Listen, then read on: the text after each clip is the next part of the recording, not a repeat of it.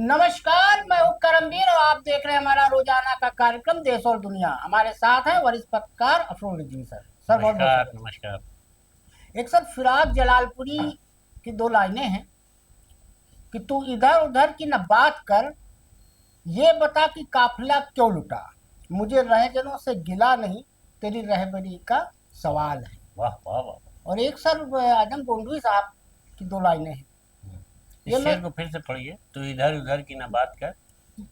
ये बता कि काफिला क्यों लुटा, अब मुझे रहजनों से गिला नहीं, तेरी रहबरी का सवाल है। ये मौजूदा हालात पर आपने हाँ, पढ़ा। वो 11 साल पूरे हुए ना। अच्छा 11 साल बेमिसाल अच्छा आएंगे आए भी उस पे। अच्छा अच्छा। और उसी से जुड़ा एक और शेर है आदम गोंडवी साहब का कि तुम्हारी फाइलों में गांव का मौसम गुलाबी है, मगर वाह ये वाह। आंकड़े झूठे हैं, ये दावा किताबी है। ओहो। तो सर 11 साल पूरे हो गए हम्म, मोदी जी को। जी। और जेपी नड्डा साहब ने भी प्रेस कॉन्फ्रेंस की। अच्छा। हाँ, उनके साथ एक वो दुर्घटना मैंने उनका नाम एक्सीडेंटल मिनिस्टर रख दिया है, अश्विन वैष्णव। क्योंकि जितने एक्सीडेंट रेलवे के इनके स्वर्णिम हाँ, इस काल में दौर हुए में हैं, बाप रे बाप। उतना स्वर्णिम और काल कभी नहीं हालत रहा। ये है कि वो आदमी कभी भी जनता के बीच सामने आकर के तो इसका वो नहीं क्यों, करता वो है। सर दुख आईएएस नहीं रहे व्यक्त हैं। करता। तो आईएएस कभी जनता से नहीं जुड़ता है, एक चीज ध्यान रखिए।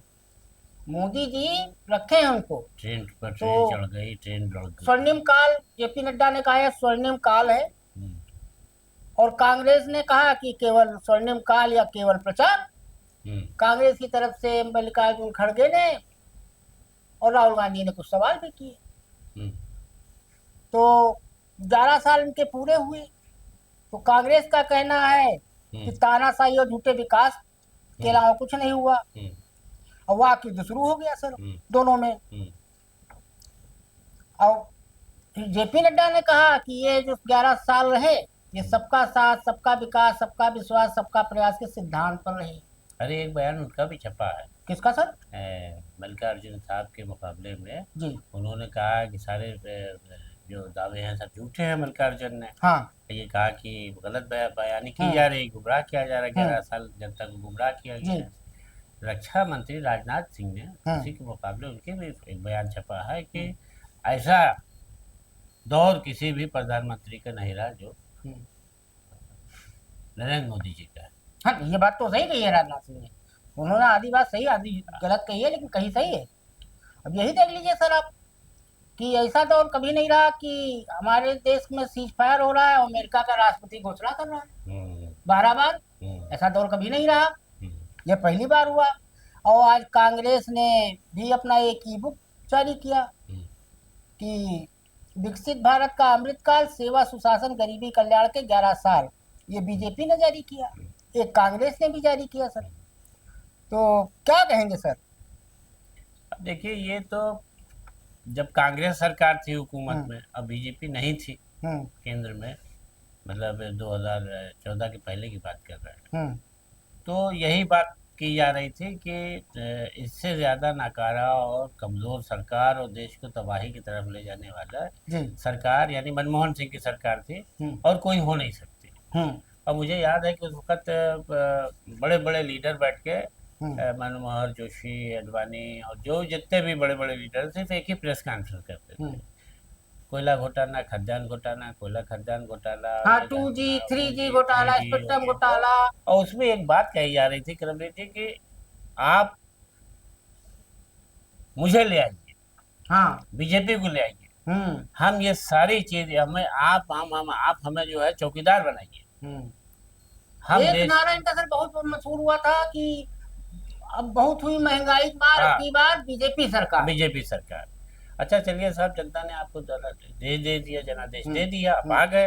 हम्म। अब आपके दौर में जो गड़बड़ियां शुरू हुई तो आपने ये कहना शुरू कर दिया हम्म। कि कांग्रेस में नहीं होता था। हम्म। आप हाँ, अब भूल तो गए। तुलना है वो करते हैं। आप भूल गए। हम्म। कांग्रेस में नहीं हो रहा हाँ, था। तो वो कर रहे थे तो हम भी वहां करेंगे। इमरजेंसी नहीं लागू थी। हम्म। वहां ये कांड नहीं हुआ था, वहां वो कांड नहीं हुआ था। अरे यहाँ घोषित तो इमरजेंसी है। आप तो ये कह के आए थे कि हम इससे आपको निजात दिला देंगे। हम्म। कांग्रेस की इस सारी की जो गलत नीतियां और गलत तरीके से देश चलाने की अब वो आप कह रहे थे जनता से कि इसको हम खत्म कर देंगे, तो जनता तो अब आपके सामने आ गई है सवाल करने की। 15 लाख रुपए आपने देने की बात कही, आपने कहा कि 2 करोड़ लोगों को नौकरी हर साल मिलेंगी, आपने और तमाम बातें की, काला धन आएगा, ये आएगा, वो आएगा, तो वो कहा था वो तो जुमला है। तो इसका मतलब है कि आप जो बातें बोलते जुमला है, ये भी 11 साल की बातें जुमला है। जुमला आपको भी हालिया 2-3 उदाहरण है, नसों में सिंदूर घूम गरम सिंदूर उनके।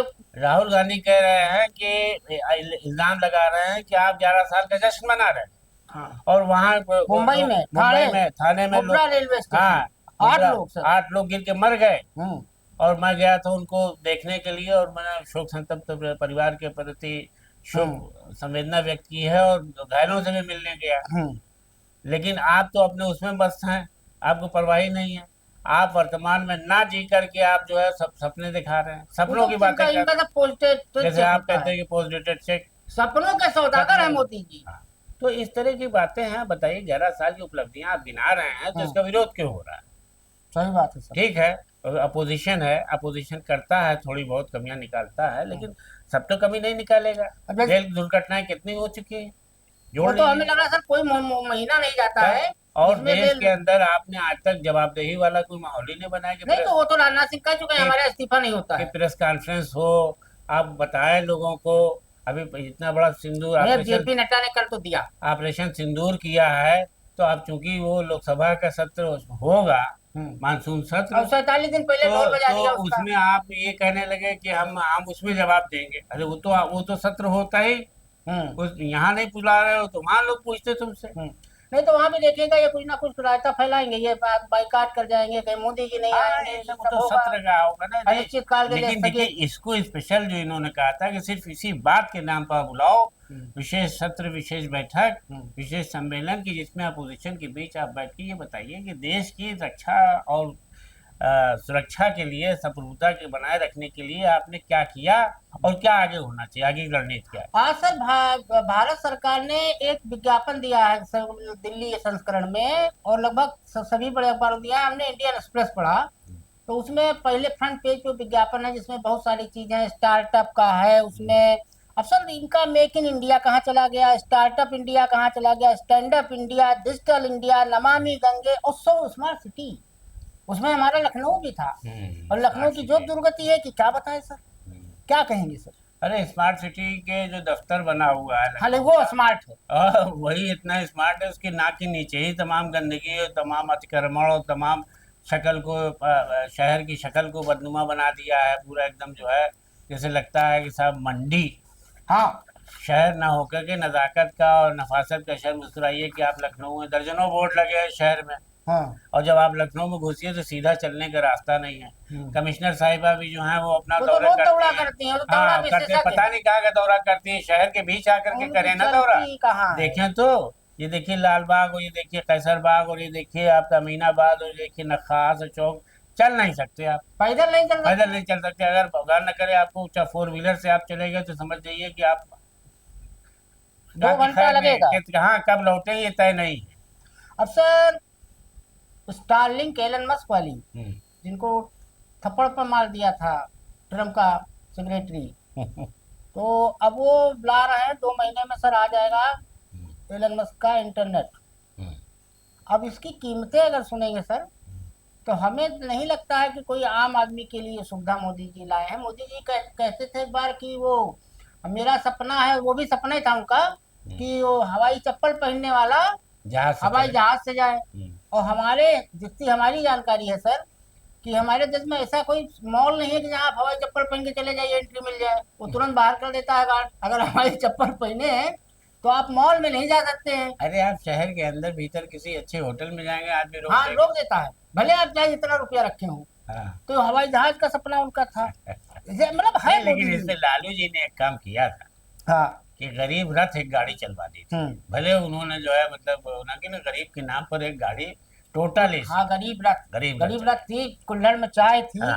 अब सर इसमें मजेदार बात है स्टारलिंक के लिए, कि इसके लिए ग्राहकों को एक सैटेलाइट डिश खरीदनी होगी, जिसकी अनुमानित कीमत तकरीबन 33,000 रुपए है। मतलब पहले 33,000 500 रुपए कनेक्शन दे करके इंटरनेट वो ले लेता है, क्या नाम है, कनेक्शन टीवी में उसका, और चूंकि ये कीमत इसलिए हम बता रहे हैं क्योंकि भूटान और बांग्लादेश में स्टारलिंक इतने पेमेंट ले रहा और इंटरनेट सर्विस के लिए यूजर्स को इसे खरीदना जरूरी होगा। वहीं अनलिमिटेड डेटा के लिए मासिक प्लान 3,000 रुपए का होगा, इससे कम का नहीं होगा। मतलब 3,000 रुपये आप इसके लिए दीजिए महीने का, महीने 3,000 का। महीने का। तो ये कौन लेगा सर? हमको लगता है ये रामलाल, निरहू लाल और नहीं। कामता प्रसाद तो नहीं ले पाएंगे। कोई नहीं लेगा, कोई नहीं लेगा। देखिए यहाँ पर तो लोग देखते हैं कि सबसे सस्ता नेट कहाँ भर रहा है, 200 रुपये में भैया यहाँ भर दो, हाँ। 100 रुपये में भर दो, 150 में भर दो। और हालांकि बढ़ते बढ़ते जियो का भी काफ़ी बढ़ गया है और BSNL का भी काफ़ी बड़ा है, एयरटेल का, सभी का बड़ा है, लेकिन उतना है कि लोग भरवा ले रहे हैं। 1,000 रुपये में 3 महीने का भरवा लेते हैं। हाँ, आराम से 2 GB डाटा मिल जाता। अब बताइए आप 33,000 का प्लान देंगे 1 महीने का, तो किसके पास उतनी तनख्वाह ही नहीं होगी। कितने लोगों की, कितने लोग जो मोबाइल रखे हैं जो 10,000 कमाते हैं वो 33,000 कहाँ से देते हैं। और इतनी है नहीं हमारे देश के अंदर वो झाड़ू पोछा लगाने वाली औरतें तक तो रखे मोबाइल, जो 500, 1,500 और 5,000 गाड़ी लेके चलता है सर। हाँ, मुश्किल से महीने में 5,000, 8,000 रुपया कमाती होंगी। एंड्रॉइड मोबाइल है। हाँ, एंड्रॉइड मोबाइल लेके चलती है, लेकिन वो कहाँ से इतना महंगा डाटा भरवा पाएंगे। अब सर हमारे NDA के घटक दल है, उसके मुख्यमंत्री हैं आंध्र प्रदेश से चंद्रबाबू नायडू साहब, उन्होंने बहुत बढ़िया ऐलान किया है। एक तरफ देश में चलाया जाता है कि जनसंख्या अब वृद्धि पर लगाम लगाई जाए। अब चंद्रबाबू नायडू साहब की गंगा उल्टी बह रही है। अब उनका कहना है कि अधिक बच्चे पैदा करो, सरकारी योजनाओं का अधिक से अधिक लाभ उठाओ। अब राज्य की महिलाएं चाहे जितनी बार बच्चे पैदा करें उनको उतनी बार मातृत्व अवकाश भी मिलेगा। और इसी के साथ साथ तमिलनाडु CM MK स्टालिन भी बोल चुके हैं कि उनकी जनसंख्या आधारित परिसीमन को देखते हुए राज्य के लोगों को अधिक बच्चे पैदा करना चाहिए। ये क्या खेल है सर? ये देखिए, ये सीन है अपनी राजनीतिक ताकत बढ़ाने का खेल है। वो उनका ये मानना है कि जनसंख्या से परिसीमन तय होता है विधानसभा का और लोकसभा का, तो उनकी उतनी ताकत नहीं है। साउथ में और इसमें भी आपके आंध्रा में भी जो है उतनी ताकत नहीं है जितनी नॉर्थ इंडिया में। तो अब ये जो है, ये लोग ये सोच रहे हैं कि अगर हम आबादी अपनी जनता बढ़ा ले, वोटर बढ़ जाए, तो वोटर बढ़ेंगे तो जाहिर है कि नया परिसीमन होगा, नए विधानसभा क्षेत्र सृजित होंगे, नए संसदीय क्षेत्र बनेंगे, तो हमारी ताकत जो है सीट बढ़ेगी, तो हम भी जाकर के सेंटर में अपना ताकत दिखा सकेंगे। तो ये खेल है, लेकिन बहरहाल ये कि बहुत ही हास्यास्पद लग रहा है कि देश की अब विस्फोटक आबादी 1,40 करोड़। वो भी अभी जनगणना नहीं है, तब ये है। अभी जनगणना हो तो पता नहीं, देखो कि इसकी 1.5 गुना निकले। तो उसमें ये है कि देश पहले ही से इतनी भूखमरी और उसकी दौर से गुजर रहा है, संसाधन है नहीं। तो आप अपना परिसीमन बढ़ाने के लिए इनसे ये सवाल किया जाए कि क्या अगर आबादी बढ़ेगी तो आपके पास आप सेंट्रल से पैसा नहीं मांगेंगे? सुविधाएं देनी पड़ेंगी तो आप मांगेंगे फिर केंद्र से पैसा, तो केंद्र कहाँ से देगा? केंद्र पहले ही से परेशान है। क्या देखिए कि दवा के मामले, हेल्थ, एजुकेशन और आपके ये जो होता है सड़क है, फूड है, तो ये सारी चीजें तो पूरी तरीके से हो नहीं पा रही। एक योजना को पूरा होते होते 10 साल लग जाता है। कि आज के 3-4 घोटाले हो जाते हैं। कांग्रेस के दौर की योजनाएं अब पूरी हो रही हैं। और चिनाब वाला हाँ, उसमें इंडियन एक्सप्रेस में वो भी उसकी भी फोटो है कि चिनाब इनकी देन है मोदी जी की। अरे भैया वो नरसिंह राव के टाइम से बन रहा है। तो ये सारी चीजें हैं कि अटल जी का योगदान रहा है। लोगों को बस अपने राजनीति के लालसा में बोल गए हैं, लेकिन ये तो केंद्र सरकार को भी सोचने पर मजबूर कर दिया है कि तुम बड़ा संसाधन तुम्हारे पास है आबादी संभालने का। अब सर एक बड़ा रोचक मामला है। एक हमारे उपराष्ट्रपति हैं माननीय जगदीप धनखड़ जी, और उनको राष्ट्रपति बनना है। जैसे डोनाल्ड ट्रंप को नोबेल का शांति पुरस्कार लेना है, तो इनका भी एक सपना है कि राष्ट्रपति कैसो बनना है। अब एक खुलासा हुआ कि राज्यसभा सचिवालय ने सुप्रीम कोर्ट को चिट्ठी लिखकर जस्टिस शेखर यादव इलाहाबाद वाले, पहले शेखर यादव को थोड़ा सा सुना दीजिए जनता को। के एक प्रोग्राम में कठमुल्ले शब्द यूज किया था। उन्होंने अल्पसंख्यकों को इंगित करते हुए कहा था कि कठमुल्लों को सोचना पड़ेगा कि देश की बड़ी आबादी के साथ चले। तो उस पे सुप्रीम कोर्ट जैसे वो चाहती है वैसे चले, अपनी न चलाएं। तो उस पे सुप्रीम कोर्ट ने स्वतः संज्ञान लिया था। अब पता चल रहा है कि राज्यसभा सचिवालय ने सुप्रीम कोर्ट को चिट्ठी लिखकर जस्टिस शेखर यादव के खिलाफ जांच रुकवा दी थी। उपराष्ट्रपति को शिकायत है कि जस्टिस जसवंत वर्मा के मामले में न्यायपालिका ने समय रहते कार्रवाई नहीं की, तो इसे उस पर भी मत करो। नहीं, आप बताइए कि जब आप जस्टिस वर्मा के यहाँ नोट बरामद हुए, हाँ। तब आप ये चिल्लाते रहे कि न्यायपालिका अभी तक कोई कार्रवाई नहीं कर रही है। है अब न्यायपालिका जस्टिस यादव के बारे में कार्रवाई करने की, जांच करने की जो बात कर रही है, तो आपने चिट्ठी लिख दिया कि और मजेदार चीज क्या लिखी चिट्ठी में, उसमें लिखा कि इस मामले में जांच करने का अधिकार केवल राज्यसभा का है। राज्यसभा की ओर से भेजे गए पत्र में कहा गया है कि ऐसी किसी भी कार्रवाई के लिए संवैधानिक अधिकार पूरी तरह से राज्यसभा के सभापति के पास है, इसलिए संसद और राष्ट्रपति ही इस पर निर्णय लेंगे। अब इनको यही नहीं पता है कि सुप्रीम कोर्ट तो स्वतः संज्ञान किसी भी मामले में ले सकता है, और जज उसके है, जज उसके अधीन है, उसके तो प्राइमा फेसी सबसे पहले उसी को जवाब देना पड़ेगा। और सर इस समय आपका एक अधीन जज जो है इस तरीके से बोल रहा है, तो सुप्रीम कोर्ट उस पर अब इसे आप सौभाग्य समझिए या दुर्भाग्य कि ये दोनों कूड़ा जज शेखर यादव जस्टिस और जस्टिस यशवंत वर्मा दोनों इलाहाबाद में शोभा बढ़ा रहे हैं इस समय। दोनों वही है। हैरत की बात ये है कि इनसे अभी इनका काम नहीं छीना है, मतलब पद नहीं छीना है, वो मतलब दोनों वही है। और दोनों के पास शायद कोई काम नहीं है, काम नहीं दिया, उनको नहीं दिया, लेकिन शेखर यादव के पास है। कि अभी ये सुना जा रहा है कि जस्टिस वर्मा आप बड़ी मुसीबत में फंसने वाले हैं अगर कार्रवाई होती है उन पर, तो लेकिन ये इम्प्लीमेंट वाला अगर होता है तो उसमें, लेकिन ये कहा जा रहा है कि शायद वो इस्तीफा देने की सोच। हाँ, अगर नहीं देंगे तो बहुत देश के लिए दुर्भाग्य होगा कि पहला कोई जज होगा जिसको महाभियोग के जरिए हटाया गया। महाभियोग के जरिए हटाया गया, सही बात। अब सर चलते चलते एक हमारे दिमाग में आया, हमने नोट किया कि 11 साल में क्या क्या हुआ। जी जी, हाँ, जनता को बताइए। तो क्या क्या हुआ कि हाई कोर्ट से लेकर सुप्रीम कोर्ट तक से लोगों का भरोसा उठ गया। जस्टिस वर्मा और जस्टिस यादव जैसे केस हुए, एक वो पश्चिम बंगाल में जज साहब थे, बंदोपाध्याय थे, चट्टोपाध्याय से क्या थे, वो एक्टिंग जज रहते हुए उन्होंने इस्तीफा दिया, भाजपा से चुनाव लड़े, लोकसभा का एमपी बने हुए हैं। एक हमारे सीजेआई थे रंजन गोगोई साहब, वो भी बने हैं राज्यसभा सदस्य। एक हमारे राम मंदिर का फैसला तो नहीं सुनाया था। एक सीजीआई हमारे थे चंचूल, डीवाई चंचूल जस्टिस, वो भगवान से पूछकर फैसला लिखते थे। हमको पहली बार पता चला कि भगवान भी फैसला लिखाते हैं।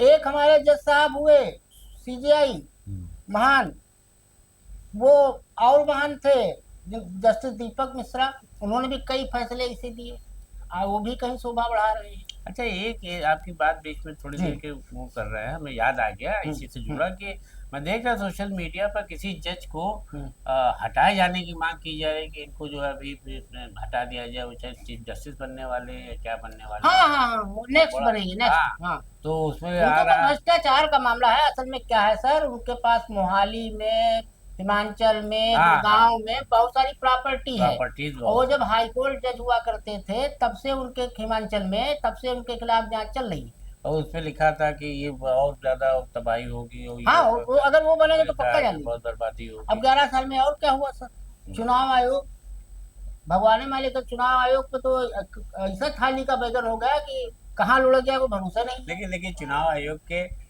गठन चयन के लिए क्या खेल खेला गया? हाँ, वही दो इनके हो गए, एक 3 बनाए, एक मतलब एक गृह मंत्री। ये हमेशा होता था कि प्रधानमंत्री होंगे, 2 बाहर का हो जाएगा। हाँ। एक लीडर ऑफ अपोजिशन हो जाएगा, एक चीफ जस्टिस। तो चीफ जस्टिस की जगह इन्होंने अपने कैबिनेट का एक मंत्री कर दिया। हाँ, हो गया। अब तो कैबिनेट मंत्री रहेगा तो जाहिर है प्रधानमंत्री की और उसके दोनों राय एक होगी, तो हमेशा यही जीतेंगे, इन्हीं की पसंद का आएगा चुनाव आयोग। तो आज के लिए इतना ही, धन्यवाद।